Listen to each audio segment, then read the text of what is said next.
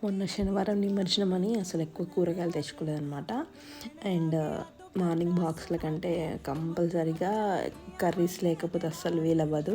And ఇంకా తల్లి కొడుకులం ఇద్దరం బయలుదేరామన్నమాట మార్కెట్కి అయితే. వాళ్ళని అప్పుడప్పుడు తీసుకొస్తూ ఉంటాను.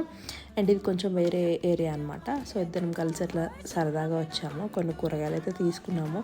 తినేది చాలా తక్కువ కాబట్టి అందులో చూజీ ఉంటుంది. కొన్ని గ్రాసరీస్ కూడా లేకపోతే వచ్చేటప్పుడు షాప్లో తీసుకొచ్చాం అనమాట. అండ్ ఇవేంటి అంటే ఒక రకమైన కురుకురే అనమాట. బట్ కురుకురే కాదు, అట్లా ఉంటుంది షేప్ మాత్రం. బట్ మనకు పేలాలు ఎలా ఉంటాయి నోట్లో వేసుకోగానే అట్లా మెత్తగా అయిపోతాయి కదా, సేమ్ అదే టెక్స్చర్తో ఉంటాయి. ఊర్లలో అయితే పెద్ద పెద్ద వ్యాన్లలో అట్లా అమ్మొస్తారనమాట ఇంటి ముందుకి. నాకు ఒకసారి కనిపించాయి, సర్లే తీసుకుందాం అనేసి కొన్ని తీసుకొని వచ్చాను.